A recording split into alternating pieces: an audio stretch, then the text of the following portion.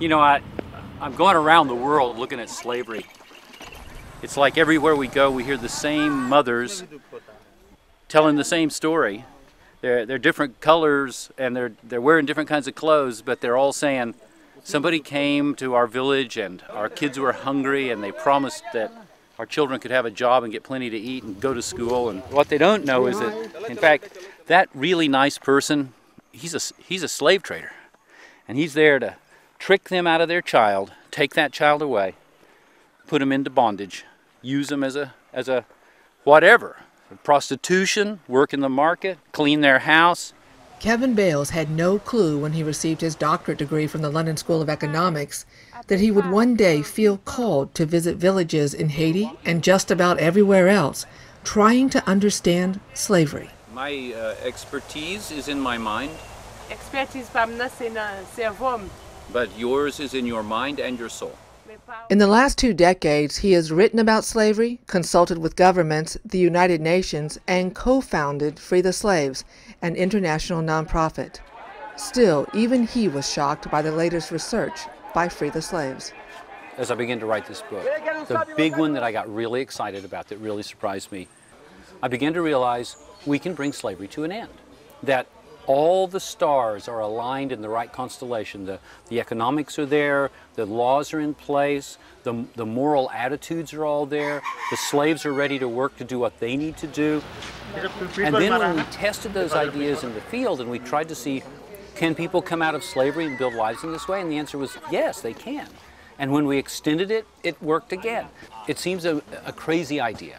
There's never been one day in the history of human beings without slavery to think, nope, this is it. We can bring it to an end now. Ending Slavery, How We Free Today's Slaves, is a 25-year plan to end slavery forever. The good news about that plan is that it's doable. And at the most basic grassroots level, you've got to literally kick in doors, take people who are in slavery, take them to a place of safety, and then help them to rebuild their lives. But you can't do that 27 million times in a row, doing it one slave at a time. You've got to find other ways to do it. The plan outlines practical steps for ending slavery required by governments, business, international organizations, and consumers. The research also turned up what Bales calls a freedom dividend. You know, it's interesting. People think about slavery and people coming out of slavery and they sort of think of it as this charity exercise.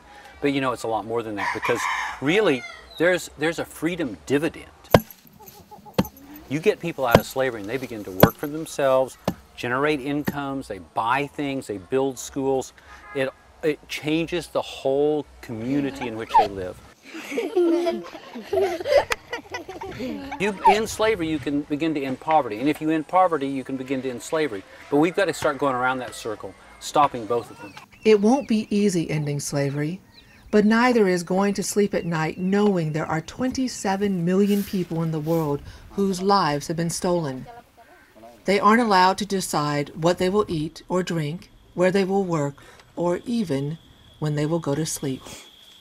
I hope and dream and pray that no kid will ever wake up in slavery, that no parent will ever worry about their kid being in slavery. I hope and dream and pray that all of us are going to wake up and realize this is right in front of us. We can reach out and take it, make it happen, and it'll be over.